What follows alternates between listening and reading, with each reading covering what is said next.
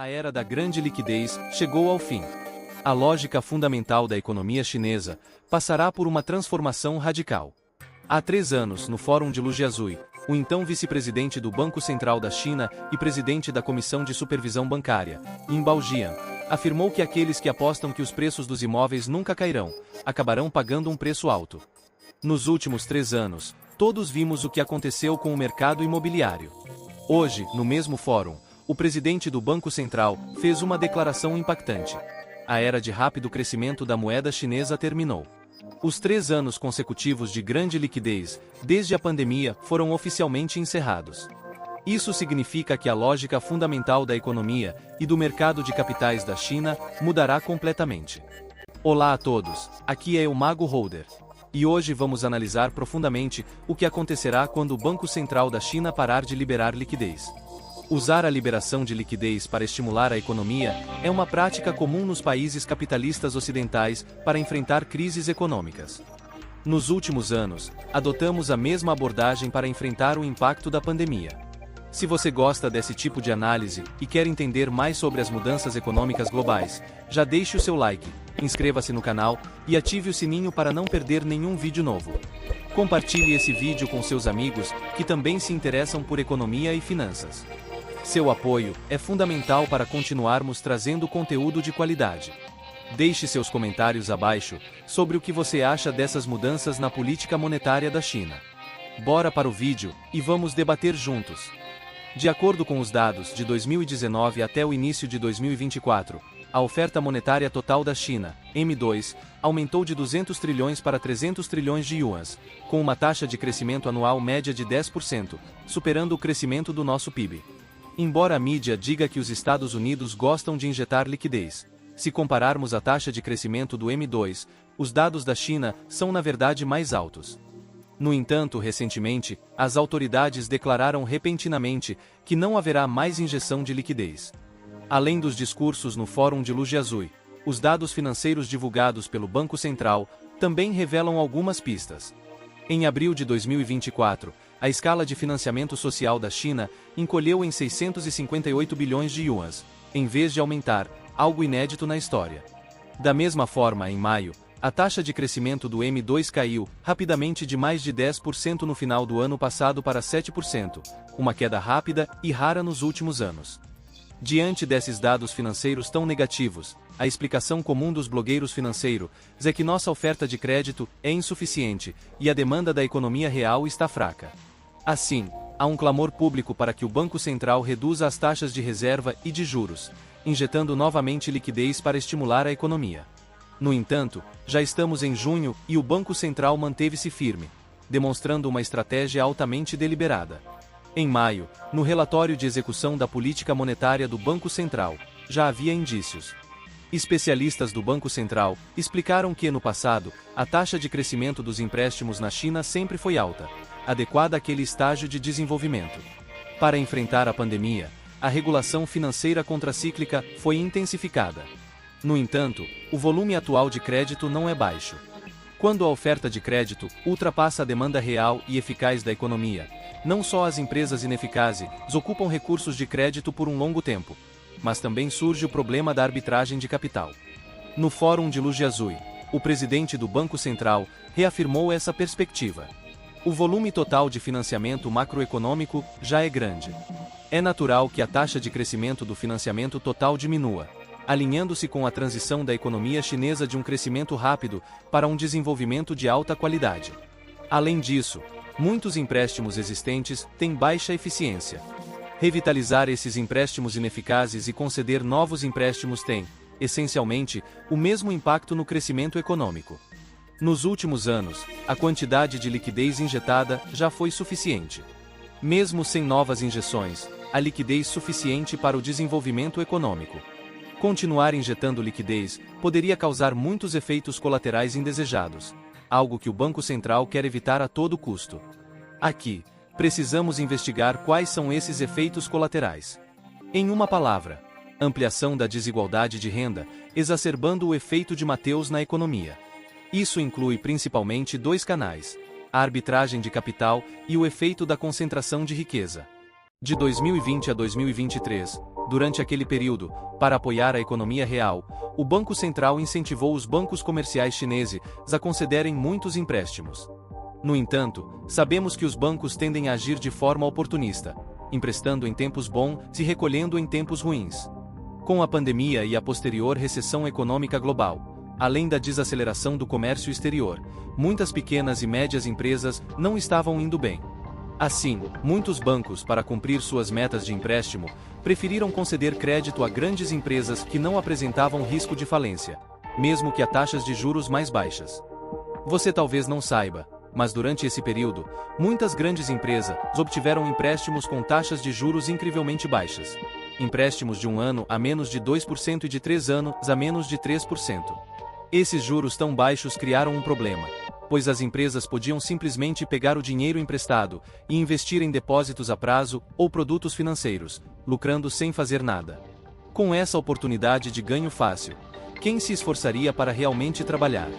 As grandes empresas usaram os empréstimos para investir em produtos financeiros, sem aplicar o dinheiro na economia real, o que não ajudou na estabilidade do emprego nem no crescimento do PIB.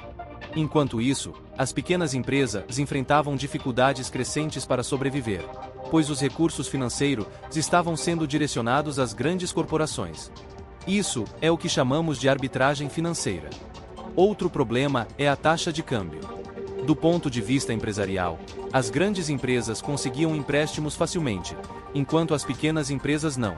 E de uma perspectiva social, os ricos tinham mais facilidade em obter empréstimos do que os pobres. Nos últimos anos, muitos ricos chineses optaram por transferir seu capital para o exterior, comprando ações americanas e inflacionando os preços dos imóveis em Singapura e Austrália. No ano passado, o Sr. Xu utilizou garantias internas e a emissão de dívidas em dólares para transferir fundos para o exterior. Uma grande quantidade de dinheiro foi transferida para fora do país, aumentando a pressão para a desvalorização do yuan. O yuan pertence a todos os chineses. Se ele se desvaloriza, os ativos dos cidadãos comuns perdem valor e os preços dos produtos importados sobem, aumentando o custo de vida para a população mais pobre. Isso beneficia os ricos e prejudica os pobres. Portanto, quer seja a arbitragem financeira das grandes empresas, a luta pela sobrevivência das pequenas empresas ou os ricos prosperando enquanto os pobres sofrem, o resultado é o mesmo: uma redistribuição invisível da riqueza da base para o topo da sociedade. Esse tipo de redistribuição não é visível nem palpável, diferentemente do seu chefe que exige horas extras e te explora, contra quem você pode expressar sua frustração diretamente.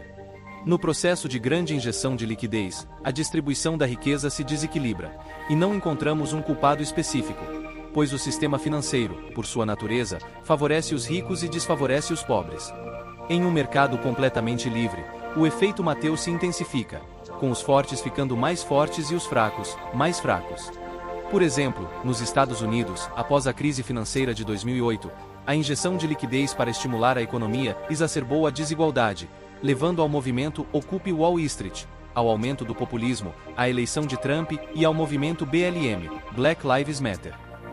As consequências incluem a divisão entre os dois partidos e outros efeitos. Mas quem deve ser responsabilizado por esses resultados? Até hoje, a sociedade americana não conseguiu chegar a uma conclusão. O capital, que mais lucrou com todo o processo, permanece oculto nos bastidores.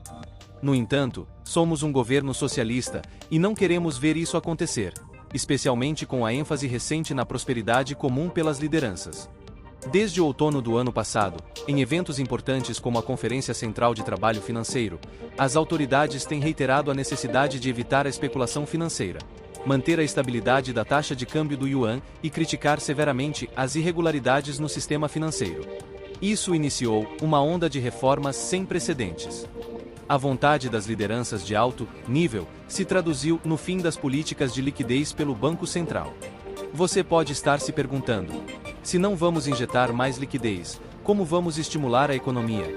O governo não quer mais crescimento. Isso nos leva à escolha entre equidade e eficiência neste momento.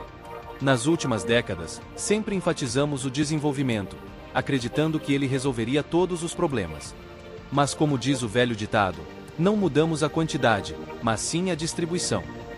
Focar apenas no desenvolvimento não resolve tudo.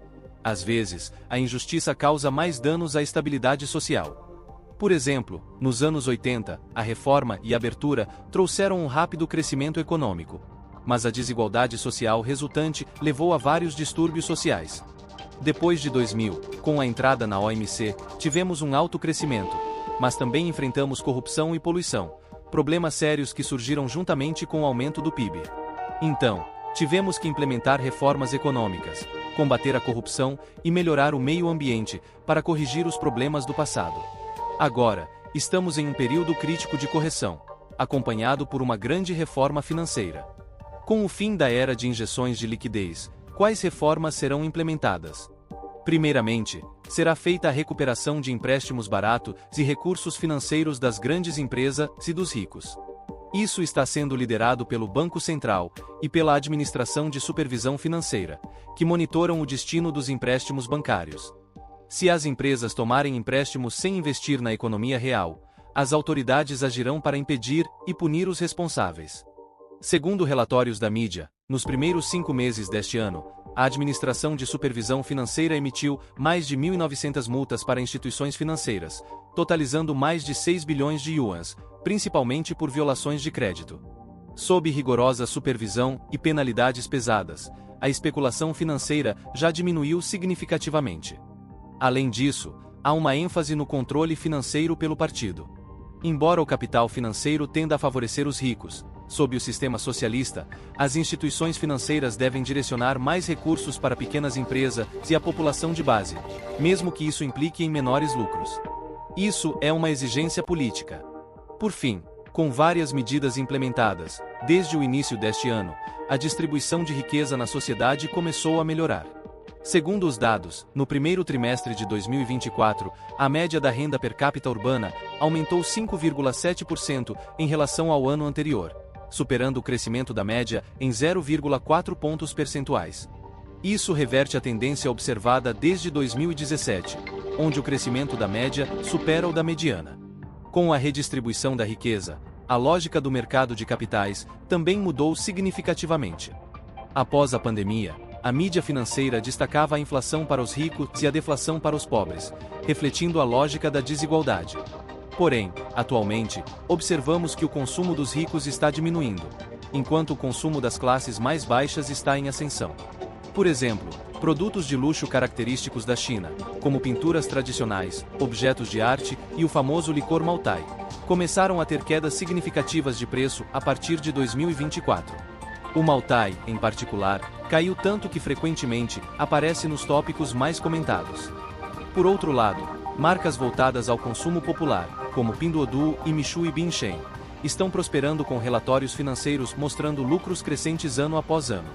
Eu não posso garantir o que acontecerá nas próximas décadas, mas, pelo menos nos próximos anos de reformas, o mercado de consumo certamente estará focado nos negócios voltados para as classes mais baixas. O mercado imobiliário também mostra uma tendência semelhante. Nos últimos 2 meses, notícias sobre a queda dos preços de imóveis de luxo são cada vez mais comuns. Durante os 3 anos de queda nos preços imobiliários em todo o país, os preços dos imóveis de luxo nas cidades de primeira e segunda linhas pareciam inabaláveis. A razão para isso é que os ricos tinham acesso a recursos financeiros abundantes e compravam imóveis com empréstimos empresariais de baixíssima taxa de juros. Eram esses fundos baratos que sustentavam os preços altos dos imóveis de luxo. Contudo, com o governo recuperando esses recursos para outras finalidades, a base que sustentava os preços dos imóveis de luxo desapareceu. Em Xangai, por exemplo, nos últimos meses, os preços dos imóveis de luxo caíram de 20% a 30%. Isso demonstra o impacto das reformas financeiras. Em contrapartida, com o aumento da renda dos trabalhadores de base após a pandemia e a queda nos preços dos imóveis, o entusiasmo dos trabalhadores migrantes em comprar casas foi revitalizado. Relatórios da mídia mostram que em cidades como Pequim, Xangai, Hangzhou e Chengdu, o tempo de venda de imóveis mais antigos e menores está diminuindo rapidamente, refletindo um aumento no entusiasmo do mercado. No mercado de ações, as reformas financeiras têm afetado principalmente as ações de pequenas empresas. Investidores experientes sabem que especuladores adoram pequenas empresas por causa da volatilidade e do potencial de crescimento rápido. No entanto, Esses especuladores dependem de grandes quantias de dinheiro, geralmente provenientes de investidores ricos e das instituições financeiras que os apoiam. Agora, com a regulamentação forçando as instituições financeiras a direcionar fundos para a economia real, em vez de permitir a especulação, esses especuladores estão vendo seus recursos secarem. Como resultado, as pequenas empresas têm tido um desempenho inferior em comparação com as grandes empresas bem estabelecidas. O índice SSE 50 tem superado o CSI 300, que por sua vez supera o CSI 500, e assim por diante. Este fenômeno deve continuar com as reformas financeiras em andamento. Se essas políticas forem bem-sucedidas, a China poderá não só emergir mais forte da pandemia, mas também estabelecer um modelo econômico que outras nações possam seguir. Então, fique atento às próximas atualizações e análises sobre a economia chinesa. Não se esqueça de se inscrever no canal, ativar as notificações e deixar seu comentário abaixo. O que você acha dessas mudanças na economia da China? Estamos ansiosos para saber a sua opinião. Obrigado por assistir, e até o próximo vídeo.